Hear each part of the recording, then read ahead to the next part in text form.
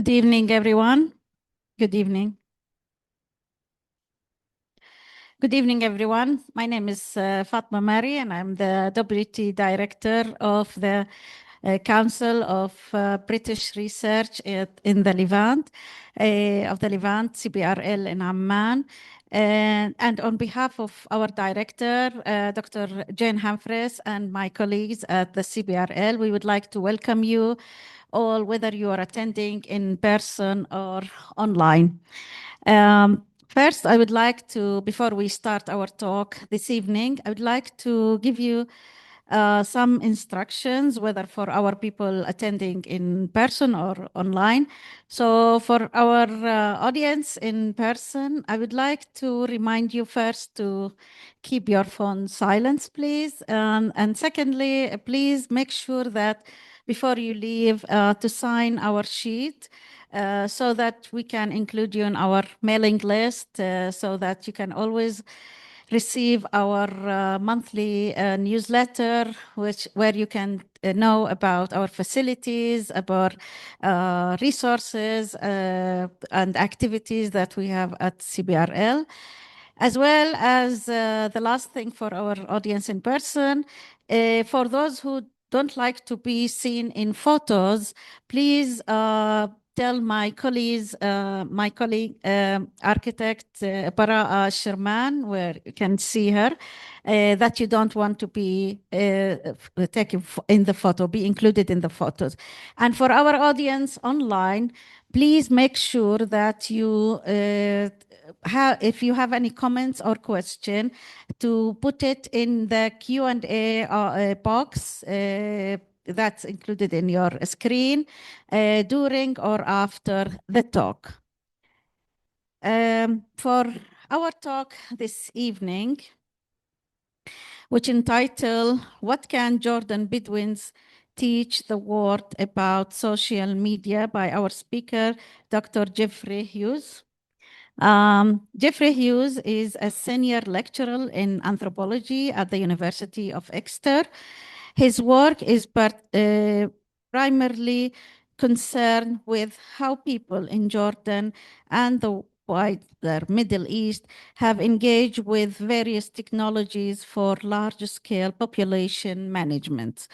His first book, Kinship Islam and the Political of Marriage in Jordan, was based on 16 months of fieldwork in a mixed Palestinian-Jordanian village and involved fieldwork at the local Sharia courts. Jordan's Housing and Urban Developments Corporation, and an Islamic charity called the Justice Society, known both for its mass weddings and its publications about what it terms the country's marriage crisis. His forthcoming book is entitled Social Media Tribes, Jordan's Bedouin and the Margin of the States.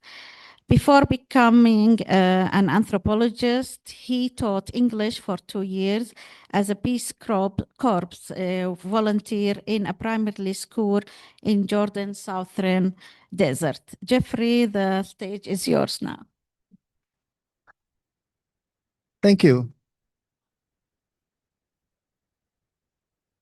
Can everybody hear me? Okay. Well, thank you all very much for coming. I'll just get right into it, basically. My work here is really inspired by my question about, when I go into the field, I don't just try to think about how I can apply various theoretical concepts to the people I work with. I try to think of my research as a process of co-production, right? So I want to not just use the people I work with in an instrumental way as tools that it could basically be theorized on. I want to kind of theorize with the people that I work with. That doesn't mean that I always agree with what they say, but I do want to kind of think about how the people that I work with are not just passive recipients of these sorts of technology, but also how they are actively shaping it, right? So my working hypothesis and my argument to you today is that social media, like technology in general, isn't just a force of nature, right? It's not just something that we have to accept, right? These are choices we make as a society, and we could choose to do it differently, Bedouin, like Jordanians in general, have made these technologies their own in both superficial and more fundamental ways. So among the more superficial ways, of course, I'm sure you're all familiar with the very venerable, advertising strategy in Jordan. Put a shmug and an agal on it, and you can kind of cynically think that you might drum up some business that way. And that's obviously present, but I'm going to be focusing more here in this talk on ways that I think are a little bit deeper that Jordanians have domesticated and made these technologies their own. In the book, I cover 5, but in this talk, I'm going to really focus on 3, which is basically the ideas of tribalism, envy, and mercy. And we can kind of talk about some of the other ones in the Q&A if you want me to expand on those. But what I'm particularly interested in is how these concepts that were not just exclusively used by my Bedouin interlocutors, they're used by, I think, people from various segments of society. And I also think they resonate with ideas prevalent in the West. But I think that these can maybe help us think about social media in different and better ways.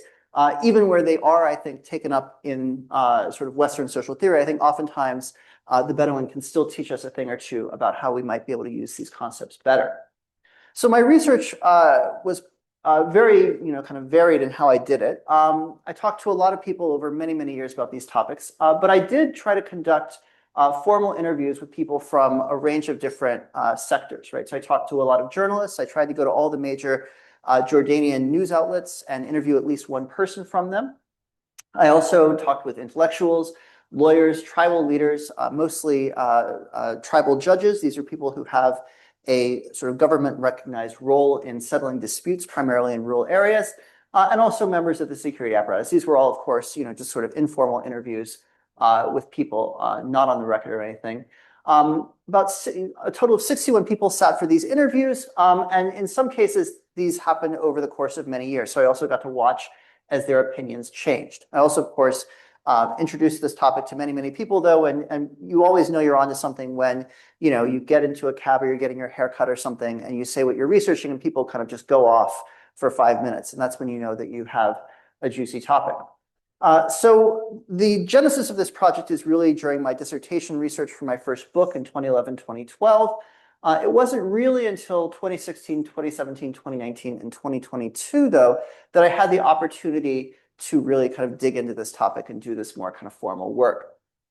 So one of the things that I'm really going to be writing against here in this book, and more generally in this talk, is this idea, and I don't think these are bad books. I think these are actually all kind of valuable books in their own ways, but they all kind of share a tendency with, I think, a lot of their lesser imitators, that they tend to treat social media as this kind of liberatory force that is basically good until it kind of washes ashore on the rocks of Middle Eastern authoritarianism, at which case it is somehow kind of tarnished and corrupted.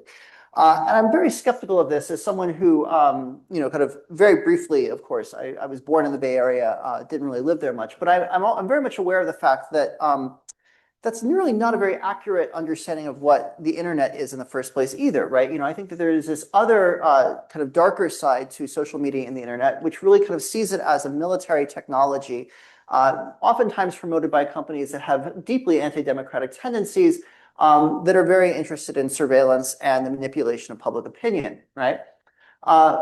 And I think we can also kind of see this, kind of chimerical nature of social media, even if we try to define what I'm talking about here, right? So I've made this very anxiety-inducing Venn diagram, and I hope that, kind of as you look at this and you try to figure out what on earth I'm trying to communicate, well, that's also partly the trick of how social media works and how social media itself is this kind of mediating force between state and society. It likes to kind of play with definitions and different categories. And a lot of what social media is isn't necessarily that different from traditional publishing, but boy, do they like to kind of be a publisher when it's convenient and not be a publisher when it's not convenient. They want to be a platform when it's convenient, and they want to not be a platform when it's not convenient. They want to be part of the digital realm when it's convenient, but they also, of course, sometimes I think shade off into other things. And I think especially we can kind of start to see a lot of what the tech industry is up to when we think about, say the platform economy, right? So I think Jordan, for instance, is once again an interesting thing here. I think many people who have lived here a long time will remember when Uber first kind of came on the scene. I think in many parts of the West and many parts of sort of the Anglophone world, it was treated as this totally new and revolutionary thing. You couldn't possibly hope to regulate it because it involved a telephone, right?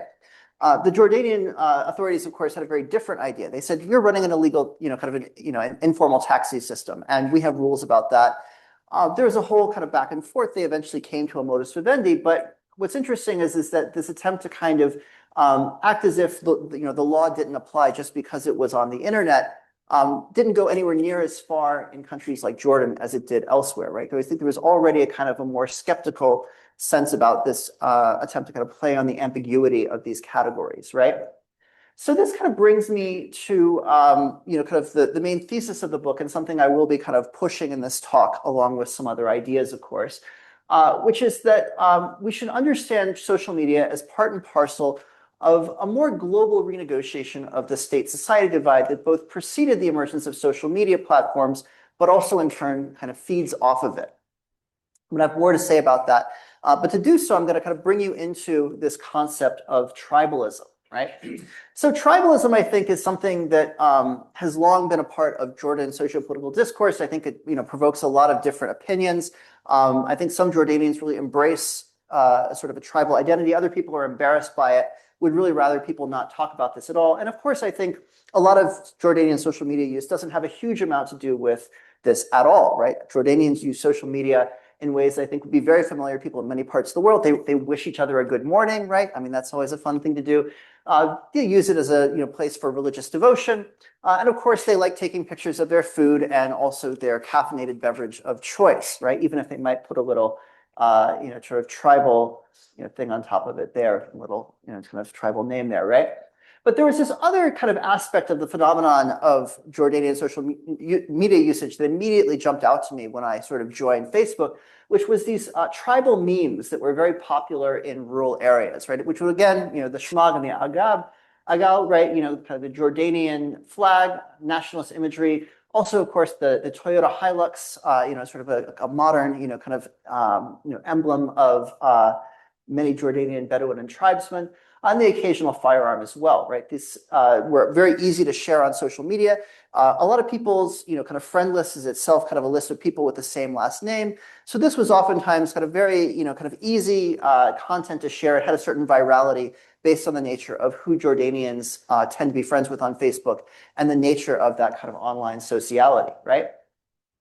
But it also started to impinge on the real world, so to speak, in ways, right, that were quite interesting to me. So during my field work on marriage, I was just minding my own business, but a number of times I would be riding on public transportation or going about my day, and there would be these so-called ashtabakat ash'ariyya, or these tribal clashes that would break out that were often attributed to social media. They were organized online in various ways and would kind of impinge on your life in various ways. So once I was riding the bus like this, going off to the archives at Jordan University, as I often did, and I came to this intersection in the town of Jarena, in the town of Madaba, right?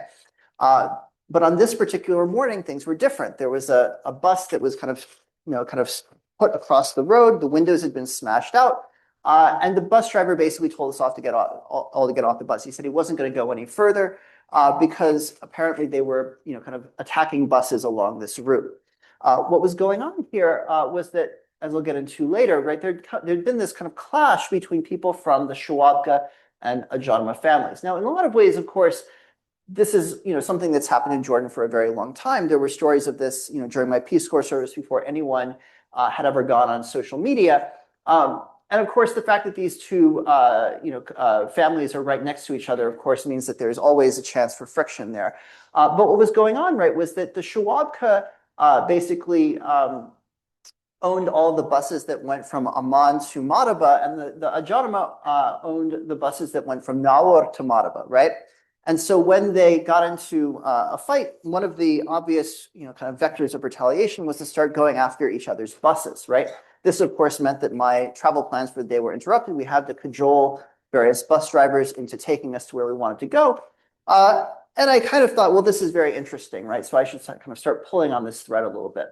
And I got an account from, sort of one of the participants, who's very enthusiastic about it. I'm going to keep him anonymous for very obvious reasons. He said, this Ajami was, there were lots of reasons that I got from this earlier on. It was because of girls, some sort of sexual harassment thing. but basically, I talked to one of the people who had actually been one of the combatants in this fight, and he was very sort of eager to tell me what was going on, right? He was very excited and proud about it. He said, this Ajami was drunk and he came to Jarena and started laying rubber circles, or muhammas, right? Everyone knows the khamis this is very popular slang at the time. I don't know if people still talk like this. But anyway, in our neighborhood, he said this was very disrespectful. So some youths hit him and sent him away. He even had a gun. If we had had another 5 minutes, we would have burnt his car. Then he came back with his relatives and we fought together until really late. We're all using Facebook Messenger and WhatsApp to bring out all our relatives. It was really fun. Then the next day, they shot the windows out of the Amman Madaba bus, which was owned by a man from the Shuabka. And so we broke the Amman Nawar bus, which was owned by a man from the Ajarma, and used it to block the road. Then the gendarmerie of the Darak came because you can't block the road. The road is for all the citizens. But we fought them. They were shooting tear gas at us, and we were cutting open onions just to help us breathe. But it's good to get into a fight every now and then, right? So this was all, I think, against the background of the Arab Spring. But this was also, of course, a very different kind of use of social media than what I was sort of seeing online at the time, right? It wasn't really particularly directed at the government in the first instance, though, of course, eventually the government did kind of have to step in. So I asked him about what was causing this, and I deliberately brought up this thing about girls, and he was having none of this. He said, people always say fights start over girls if they don't know the cause. But this is because the Ajami was drunk and laying down rubber circles. Muhammad, he said, right?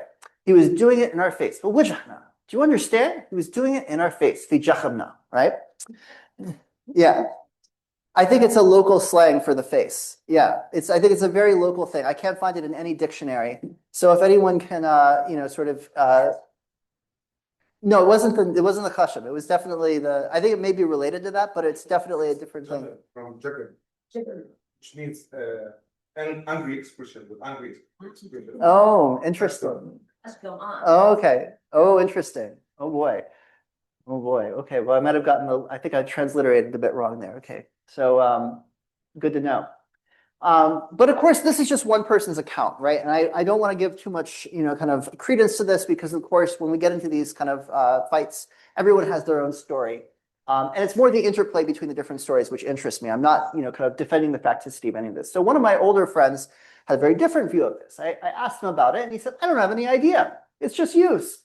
I was over by the school when it happened to. It's up on the top of the hill, so I could look down on the town in question of Jareda, right?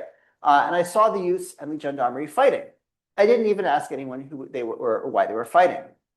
I was like, aren't you worried? Right? This seems kind of like a concerning development. He says, you know why I'm not worried? Because the Sheikh of the Ajarma's daughter is married to the Sheikh of the Shuabka. When the faces or the wujuh of the Ajarma and the Shuabka want to solve it, it will be very simple. This is just between youths. It's not important, and I don't want to make it important. It's like how Al Jazeera will put any video of 10 people protesting on television and turn it into something. So we already, I think, have something, there's something tantalizing here, right? Because of course, there's a widespread idea in Western social theory and Western popular media that social media is making us tribal, right? And I want to both kind of play with this, but also resist the kind of easy analytic closure that would come with saying, as there, so here. I'm going to focus in particular on this guy by the name of Jonathan Haidt, who I think is particularly enthusiastic about this. He wrote a book called The Righteous Mind, where he develops these ideas. But I think he also kind of gets to the point really in this, I think, very problematic Wall Street Journal editorial where he kind of writes about this very explicitly. He says, motivated reasoning has interacted with tribalism and new media technologies since the 1990s in unfortunate ways. Social media, hackers, and Google searches now help us find hundreds of specks in our opponent's eyes, but no technology can force us to acknowledge the logs in our own. And then he kind of continues with every Orientalist's favorite proverb about the Bedouin.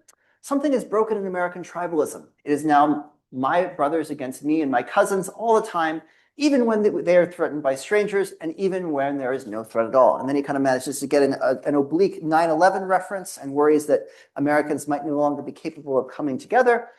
And I think that this is where you can kind of start to see why earlier anthropologists have tended to just kind of avoid the topic, right? And there's been a kind of a real backlash against anthropology. Some people even ask why I bother engaging with someone like Jonathan Haidt, cast not your pearls before swine, et cetera, et cetera. But this is so much, I think, what the popular discourse about tribalism sounds like, that I think anthropologists have to actually address this. We can't just say that we're above engaging with the ways that our ideas are appropriated in popular culture, we actually have to put in the work and explain, sort of what's going on here, right? So as early as the 1970s, there were people like Morton Fried who were pointing out that the concept of tribalism itself is kind of contradictory. On the one hand, it's seen as this kind of primitive survival, but the actual concept of tribe, if anyone knows, it actually comes from the Latin tribus, and it was actually a fundamental category of Roman law for organizing the patriciate, right? So it was basically a way that the Roman state organized society, right? So that's already kind of a contradictory thing, right? Which one is it, right? Edward Said, of course, thought that tribalism, again, was kind of this often colonial import that was used to kind of divide people, kind of divide and rule tactic. Laila Abou-Lughod criticized how anthropologists often had this romantic vision of tribalism, which helped them kind of put themselves on the side of the kind of the free man, right, and in opposition to the kind of the more unglamorous aspects of colonialism. That's something I should definitely be on the lookout for. And Talal Asad, in The Idea of an Anthropology of Islam, emphasized how a kind of generic cookie cutter idea of tribalism tends to homogenize Islamic history in ways that are very unhelpful, right? As if you can have this kind of tribe-state dichotomy, which is always going to explain everything in the same straightforward way. So one other way I think that this comes out that I want to kind of linger on a little bit more is this idea of the denial of coevalness, right? Which is a kind of very important concept in anthropology, which is that there's this persistent and systematic tendency to place the reference of anthropological time in a time other than the producer of the anthropological discourse. So there's this double game in anthropology, right? We go out into the field, we gain certain amounts of our legitimacy and our authority as anthropologists by sharing time and space with people. And then we go home back to the metropole, right? And we immediately start writing them out of that, kind of that shared intersubjective space, right? And we start acting like they're in the past in various ways, or they're at least this timeless, kind of unchanging thing. There's this idea of the ethnographic present, where we write about people who are historical and lived at a particular time as if they're kind of like a genera of fish or, some sort of fauna, right? Which obviously kind of comes from naturalistic writing, but has kind of troubling implications, right? And it can lead to really bad anthropology, right? You pick up a book from 100 years ago and it's all written in present tense. I guarantee you things are not still the same as they are, even if the present tense makes it seem that way. So he says a discourse employing terms such as primitive, savage, but also tribal, traditional, third world, or whatever euphemism is current, does not think or observe or critically study the primitive. It thinks or studies in terms of the primitive being essentially a temporal concept. It's a category, not an object of Western thought. And I think this is arguably what we see a lot of this discourse on tribalism in the West doing. It's a way to dismiss people. It's a way to not take them seriously. It's a way to not really engage in a conversation, but to, again, push them off, push them into a different time than you, so you don't really have to take what they're saying seriously. And that's exactly what I want to try to avoid here, right? Fabian, for his part, says that communication is ultimately about creating shared time. And that's something I'm going to kind of come back to. I'm not sure that's actually true. I think actually communication is often about not sharing time with people in very particular ways. And I'm going to have more to say about what I mean by that. But definitely, I think these critiques were very powerful. And in a review of the field of anthropology in 2012, Laura Deeb and Jessica Winiger said that today topics of research are considerably rich and varied. Tribalism and social organization has practically vanished as a topic of concern for scholars, though not for policymakers, right-wing analysts, and anthropologists embedded within the US military, many of whom persist in using stereotyped notions of tribal structures to explain political violence, right? So again, this is what anthropologists have been trying to get at. Am I just bringing us back to the bad old days? I'm going to try to explain why. I'm going to try to not make these mistakes in a second. I mean, basically, I think the problem that we get into here is it's one thing when we're imposing the concept of tribe on people. And there's a huge amount of work in Africa that is extremely guilty of this. And there's a huge literature on this. Mahmoud Mamdani has written extensively about this tendency in Africanist anthropology in particular. There's another tendency that we also want to avoid, which is when people are having tribal clashes, they're calling themselves tribesmen, they're posting tribal memes on Facebook. It would be kind of weird for me to come up and tell them that they're wrong, right? And instead, what I think is important to notice is going on here is they're not even necessarily disavowing or denying primitivity, right? In a lot of ways, they're embracing primitivism, right? There's a kind of a primitivism that's kind of part of the whole package with tribalism. That doesn't mean that I take it at face value or I actually see it, as anti-state as they often might like to think it is. but I at least have to kind of acknowledge that they're kind of refusing to share time with me in particular ways, right? They're saying, we see you, we see your temporality, and we don't really want to share it, right? We want to be, in our own kind of time. And we know that that's threatening to your authority as an anthropologist, but deal with it, right? So I'm going to kind of acknowledge this tension and this kind of discomfort, and I'm just going to embrace it. I'm going to say there are people that I work with who in various ways will share time with me, but will draw certain lines and certain boundaries where they say that we're not actually engaged in the same project, right? So this kind of brings me to some more recent work, which I think is trying to kind of take tribalism seriously in some new and I hope more sophisticated ways, like work like Judith Sheila and Andrew Shryack's The Scandal of Continuity, David Sneath's The Headless State, and Sumit Guha's excellent overview of the concept of tribe across the Asian landmass, tribe and state through 25 centuries, right? So he's going to argue basically that this is not some sort of colonial imposition, or at least not a Western colonial imposition. This is actually a tool of statecraft that people in West Asia and across the Asian landmass actually have been using for thousands of years, right? And that doesn't necessarily mean that it's, precedes the state. It's actually engaged in some sort of dynamic tension with the state, which I think is going to be significant for when I kind of bring us back into social media, right? So while people like Joseph Massad, for instance, have argued following post-colonial theorists like Edward Said and Talal Assad that tribes are these colonial effects, there's this more recent tendency in especially Jordanian and Middle Eastern historiography to see tribes as actually a key tool of Ottoman administration, if not tracing it back much earlier, like people like Sumit Guha have. And so when we come back to Jordan's online publics now, I think we can see, for instance, this, this embrace of primitivism, right? But also, of course, this attempt to kind of bridge these more technological gaps, right? So they're both kind of using social media, right? But they're also using social media to assert these kind of alternative temporalities and these alternative historicities that they want to occupy, right? Whether that challenges my ethnographic authority or not, I think I have to acknowledge this kind of tension in what they're doing.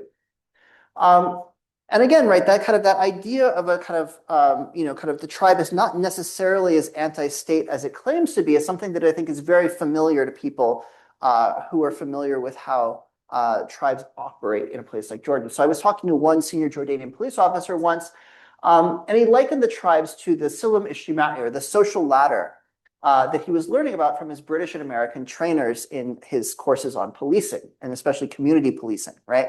So community policing is of course supposed to be a progressive policing methodology, which is more democratic, but he saw it actually as just people in the West figuring out how Jordanians have been doing policing forever, right? And the classic example of community policing, right, is you have a bar, right? It doesn't really make sense to have a police officer posted up outside the bar arguing with drunks. What do you do instead? You tell the bartender, you control these people or we're taking your license. And then the bartender will basically be a subcontractor for the state. He'll keep order and the police can focus on more important business. And in a very similar way, he said, it's not effective to go out and hug the youth who is smoking in the street because he has no incentive to cooperate. But the sheikhs and the faces or the leaders are another matter. They have an interest in order. In fact, they're usually themselves retired from the security apparatus, right? So you see there's a much more dynamic relationship between tribe and state than what a lot of early anthropologists tended to think about. And again, in a lot of ways, tribes aren't really kind of outside of the state. They're more kind of these boundary making, this kind of frontier, kind of technology for mediating between the state and its outside. And in a way, I'm going to argue that media in general and social media merely kind of intensifying this often operates in similar ways, and in ways that we can actually kind of recognize within places like the Anglo-American world in the West, once we've kind of recognized it in a place like Jordan, right? So Jordan, of course, I think maybe intensifies some of these things because it's a relatively small country.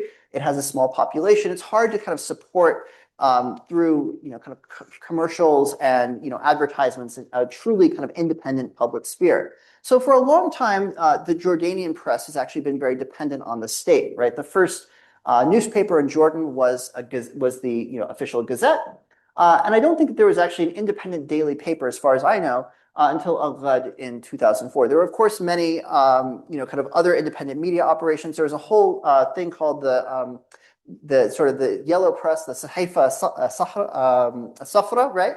that was very popular in the 1980s, right, during the earlier period of liberalization. We can actually, I think, start to see social media, and I'm not the first person to notice this. Ibn al-Mahadin has a great book where she talks about this, and actually kind of uses the exact same word, of course, that the journalists themselves use when they describe this, that, journalism and the free press is kind of a form of pressure valve or tanfis, right? They kind of, again, in moments of political discord, there's often this opening, and there's this space that's opened up for political dissent within certain red lines, which will then kind of tighten and loosen depending on political conditions, right?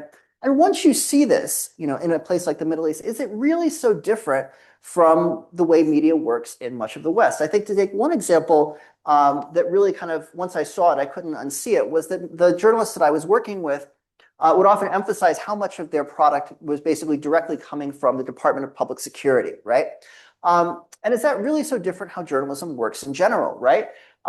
They would send me basically the daily briefings from the public security, and they say, go look at all of our competitors and see just how much of what they're publishing is verbatim pulled from the Public Security Directorate. And that's actually kind of how journalism works everywhere, right? And you actually see this, I think, especially in the Anglo-American world now, where when politicians, especially politicians in government, lie, the press doesn't really know what to do with it, because they kind of have to take what the government says at face value, or else the whole edifice of journalism starts to kind of crumble and fall apart, right? Unless you have the authoritative voice of what we might call the big other, right? Then how do you even know where to start doing your journalism? How do you do your investigative reporting if you don't have this starting point of the official narrative, right? So that's, in a way, a kind of massive in-kind subsidy of journalism in general, and especially of people who are more inclined to toe the government line. And of course, it's also important to realize, especially when social media, as some people in the West like to think, is credited with things like the Arab Spring, that really, I think, in a lot of ways, even kind of these quasi-state funded outfits like Al Jazeera and Al Arabiya also kind of prefigure a lot of the work that social media was doing, right? And these things obviously came on the scene long before the internet, or at least a little bit before the internet, and again had that same interesting relationship between state and society, kind of partly state controlled, partly independent, right? Creating this interesting public sphere. So when you did get the emergence of these kind of early online pioneers in 2007 in particular, they weren't really necessarily doing something super new. And I was actually kind of impressed by how honest the journalists were about this, about how they were more likely to connect themselves up to the Sahifat al-Safra rather than to see themselves as these kind of digital pioneers, right? They saw themselves as obviously taking advantage of a new medium, but they didn't necessarily see the medium itself as having fundamentally different affordances from what had come before. And to the degree that they had more freedom, they often were very keen, especially post, this is post-Arab Spring, so I'm doing this by 2016, to emphasize that to the degree that it was different, this was more about political will rather than something inherent in the technology. If you want to crack down on these, it's very possible to do it, right? They have offices, they have to collect advertising revenue. There are definitely levers that a kind of committed security apparatus can push on if they want to do so. So as one of the journalists put it to me, sort of one man in a really important division of Public Security Directorate told me, we just sit in the air conditioning and you broadcast the live feed for us. In the past, they had to leave their air conditioning and go down to their notebooks and record who was on the street and why, but no more. They just watch us. Right? So again, I think there's this very interesting, kind of cynical idea of, kind of what social media is doing, which is, I think, maybe you get past a lot of the hype that often kind of tends to dominate in more kind of Anglo-American notions of this, right? So I now want to turn to two kind of other ideas that I think are very interesting that I'll hope to close with, that kind of round out some of the ways that I think that we can think about social media. So I think one concept that's very popular among the Bedouin, but could use more kind of theorization among people who write about social media in other contexts, is this idea of envy, or what we of course know as hasad, right? In kind of Bedouin context, of course, hasad is a very important, ever-present part of everyday life. I'll have more to say in a second about why this might not be the case elsewhere, but it came up a lot as one of the key reasons why there was these problems coming from social media. They said envy is a big problem here. Social media changed everything. Before, these were family problems, but now they widen quickly. And also, social media involves a particular person from a particular tribe who is in front of the entire group, and this encourages jealousy and envy. Facebook becomes a means of showing off. The Bedouin used to turn off the electricity before a feast, so you could eat and take your rest, your rahat, right? Now with social media, it's the opposite. The goal is to show that you have a lot of guests and a lot of food. It's very shameful. So I think that one of the reasons why this doesn't really get enough attention in a lot of theory is because of the way that Western social theory is inclined to see envy based on the more general folk theory of envy in Western society. I think this is captured very well by Shan Nagai. She says that while envy describes a subject's polemical response to a perceived inequality in the external world, it has been reduced to signifying a static subjective trait, the lack or deficiency of a person who envies. Hence, after a person's envy enters a public domain of signification, it will always seem unjustified and critically effect, regardless of whether the relation of inequality points to, say, unequal ownership of a means of production has real and objective existence, right? So this idea of envy as inherently unjustified and critically effect once it enters the domain of political signification, I think there's definitely something to this in certain contexts, and this is also true in Jordan. I'll give you an example now. So this is a time when I went to interview some people from Sabil, which is a kind of Islamist-leaning newspaper, obviously long predates social media, though of course now they're very much on social media.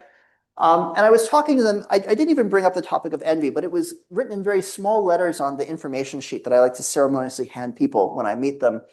And the guy immediately zoomed in on it. He said, "You're talking about envy?" And I wanted to kind of be like, well, envy, and he's like, hasad, the evil eye. And I was like, well, not necessarily, right?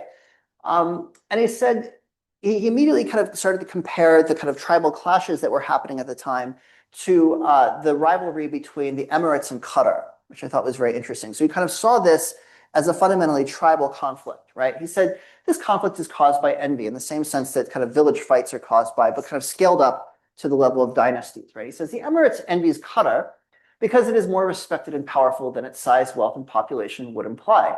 And of course, someone associated with the Muslim Brotherhood might, be inclined to think well of Qatar, as we'll see here. He says, for instance, I think it's Qatar that puts the name of their jerseys on the Barcelona Football Club, and the Emirates that puts its name on the jerseys of Real Madrid. So these are, of course, the two biggest football clubs. And in this case, the kind of the Arab of the envy of these, Arab, tribes in the Gulf, even, European Premier League isn't safe, right? And he says, and the Emirates has convinced the king of Saudi Arabia to go along. And for what? First, they said it was because they were close to Iran. Then they said it was turned out to be false. They said it was supporting Daesh or ISIS, right? But this is not true either. Finally, they said it was because he supports the Muslim Brotherhood and Hamas. But this is weak. They have nothing. The Emirates envy Qatar because it is so popular, even though the Emirates give more aid to the region. They envy Al Jazeera's popularity. They even want to start their own sports channels now to compete with Qatar, right? So again, I don't want to kind of argue for the facticity of this. It's a very interesting statement, by someone who clearly supports Qatar in this feud for his own kind of political reasons, factional reasons. But of course, he also began to back off of that and say, but we're very objective here. We're against all occupations. That's our only, line. In fact, we were. He said they were more objective, according to a study from Jordan University in recent elections, on the Islamic Action Front than any of their competitors. And he promised to send it to me, though he never actually sent it to me. But I think this kind of emphasizes, right, how even when you accuse your opponents of envy, there's something about that can kind of come back on you, right? And even if we're talking about, these kind of dynastic politics, people who wield real power, there is something to that, right? That kind of unjustified and critically effect dimension, right? But of course, people are not powerless against envy and its forces, even if I think envy in a Bedouin context in particular does have the potential to create real problems, not just geopolitical ones, but even more kind of occult powers, right? So I think there's actually interesting, kind of wisdom that you can draw from this. I mean, one time I remember I was, we were grilling some chicken out in the Badia with some of my friends, and one of his sons goes to take a picture to post on social media. He says, no, don't do that. He says, "Finash mislagiin," right? This idea that, if you're, if you're posting something, right, that might remind less fortunate people of what they're missing out on, maybe just don't do that, right? Maybe you don't have to share everything good that happens to you with the world, right? Because people who see it might actually be kind of hurt by it, right? You can also acknowledge the potential for envy using various apotropaic symbols. In fact, there are now emojis that do this. So I'm sure many of you know now. There's a Nazar amulet and a Khamsa, which apparently this version of the software doesn't recognize, but it's a sort of a Hannah Fatima that you kind of, it's always upside down, right? And then, of course, there's popular Quranic verses that de-emphasize the personal accomplishment in favor of God's grace, right? So this idea that, again, when something good happens, you don't necessarily need to take credit. You can also, of course, share credit with various sort of human and divine entities which have helped you along. And of course, you can also, in the final instance, you can actually share your good fortune, right? So a lot of people, especially in Bedouin communities, think that the best thing that you can do to avoid envy is to just sort of share your good fortune, share your wealth with other people, which again, maybe not a bad idea. So I'm aware of time, and I just want to finish now by talking about another Bedouin concept that I think is interesting to think within these concepts, which is mercy, right?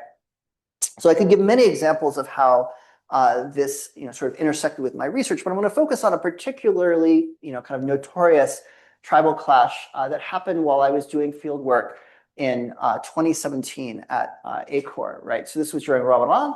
The clash actually broke out, kind of prior to Ramadan, but it kind of continued into Ramadan, which became a kind of national scandal, right? The initial, kind of causes of all this was something stupid, as it usually is. I think it was a dispute over a parking space is the most common explanation I got for this.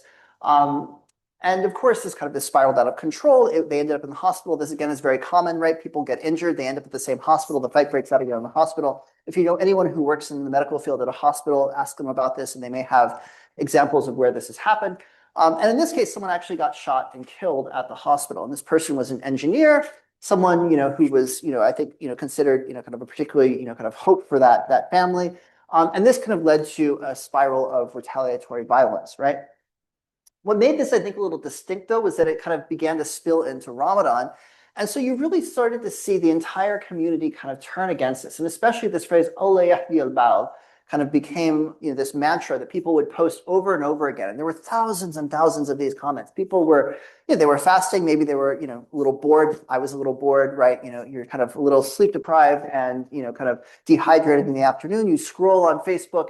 And you see someone, doing something which is definitely breaking the fast, because as we all know, getting angry, even raising your voice, you're basically already broken the fast, right? So this is seen as a real kind of affront, right? So all these people were kind of posting these sorts of comments, denouncing the fitna, right? The discord that this was causing.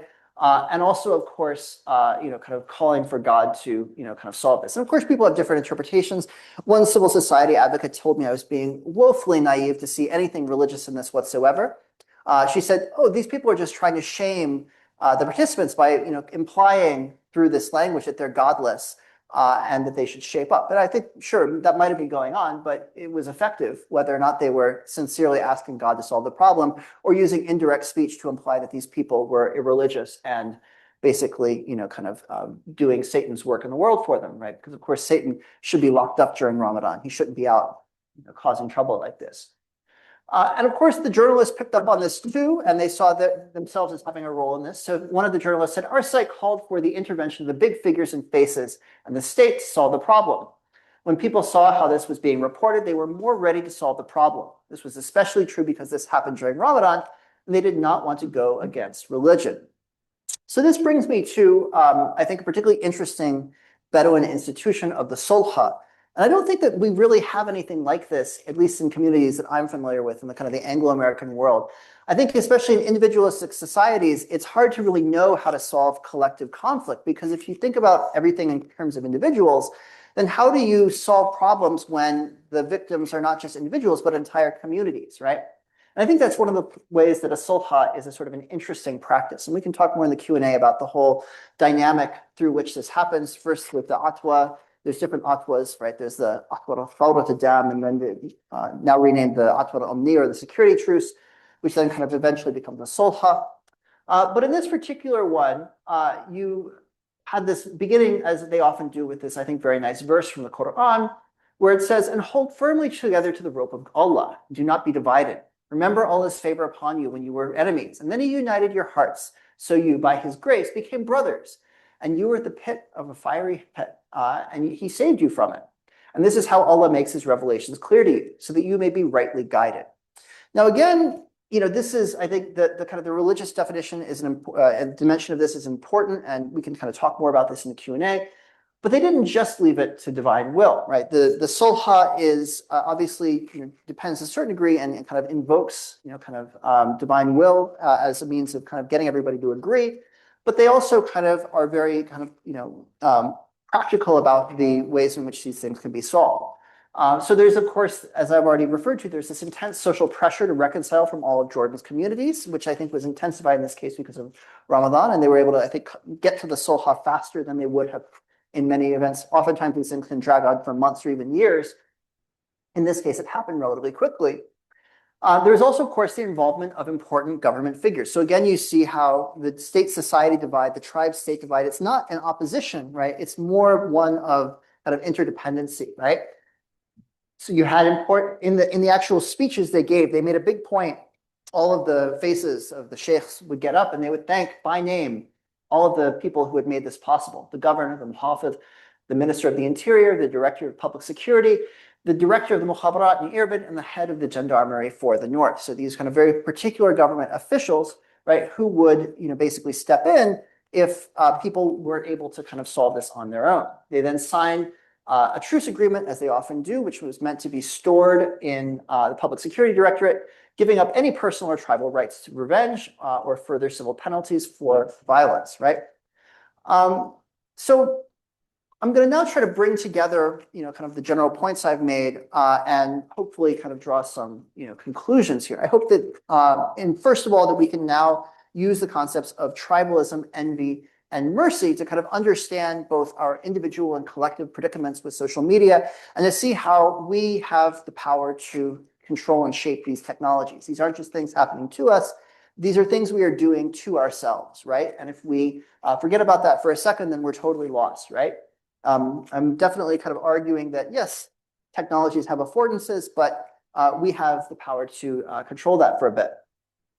What I want to focus on in particular, though, is this idea of thoughts from a frontier on the internet as a frontier, and especially this idea of the relationship between state and society. So first of all, I think there's a tendency, especially if you're an American like me, to think about the frontier as this space of freedom, a space where people escape from the state. But I think also the frontier is often a place where new technologies of control are perfected, right? Obviously, the frontier is also a place where, say, plantation labor emerges, things like that, new ways of controlling people, right? And also, I think frontiers don't just exist, they're made, and they're often co-productions of states and their exequies. So one thing that is very interesting about Sumit Guha's book is he talks about how there's this very colorful folk ecology of the frontier and the tribe that is often very distinct from place to place. So in Jordan, of course, and much of the Middle East, the frontier is associated with the Badia and things like that. But if you go to India, the forest is, where the frontier exists, right? And where the tribes people are. If you go to Southeast Asia, it's the mountains is where the frontier exists. And these all, of course, have, certain similarities in how they are places of refuge from the state, but also, of course, again, they're places where rearguard actions to take control of the state are often planned and executed, right? And also, of course, there's ways in which, of course, the Bedouin, kind of transform the landscape into steppe, and then the fellahin in other eras kind of expand the area of cultivation further into previously Bedouin areas. So these aren't just kind of things that exist, kind of in advance. They're things that are very much produced by human beings under certain political conditions. I think we can also see how social media is a tool of counterinsurgency, right? So both how social media can aid in various anti-government projects, both, kind of more ridiculous, like, sort of a family, kind of feud in a little village, but also, of course, in bigger ways, right? But it's also, of course, contains within itself the ability of surveilling and preempting those sorts of actions, right? I think for this very reason, simply getting rid of it, right, isn't really an option, right? Now, you, of course, can prohibit it, right? But that also, I think, tends to have perverse and unintended effects. But again, right, it's not like this is something you can't control. It's just that, of course, once you try to ban it or regulate in a certain way, people will respond in their own ways. It'll be an ongoing struggle, of course. I want to finish, though, on two, I think, kind of the darker sides of this, right? So I think this is kind of element of unleashing public opinion and standing back that we can see, right? So one of the things I think about social media, right, is that, it's a threat to public order, but that doesn't necessarily mean that it leads to anything good, right? And I think in a lot of ways, when you get these kind of tribal clashes that often I think kind of coincided with the Arab Spring, it tends to kind of delegitimize other forms of political contestation, right? Because as one of my colleagues, Frederick Wojnarowski, has written, there's this harak wa hosha kind of dynamic, right? So the line between harak and hosha starts to be blurred, and that kind of tends to delegitimate anyone in the street, right? Everyone in the street kind of tends to look like they are pursuing some sort of very particular factional agenda, that they're not really acting on behalf of the public good. And so this, I think, again, I think it leads to, this potential situation. Again, I want to kind of close by emphasizing, I don't want to give a romanticized version of what I found during my research. People did die, right? People's houses are burned. Social media causes real problems. And even as I think Bedouin are very sort of creative in how they react to it, they still, of course, have to deal with the inherent contradictions of both the technology and the social forms that they engage with, and which are, of course, not fully of their own choosing either, right? Bedouin don't necessarily choose to be, sort of in this, kind of fraught relationship to the state, nor do they, of course, choose to have these information technologies foisted upon them. They just have to kind of make the best that they can of it, right? And there are, I think, real costs here, and sort of real suffering does kind of exist here. And I hope that I've walk that fine line between, again, trying to theorize with the people I'm working with, not kind of putting them in a separate time and, kind of putting them some sort of formaldehyde, kind of sinecure, but also, of course, trying to kind of show how, yes, this is the real world. I'm not trying to romanticize anything. There are real kind of costs and real suffering that does kind of also go along with these technologies and the sort of political arrangements that Bedouin have to make. So thank you very much for listening, and I look forward to your questions.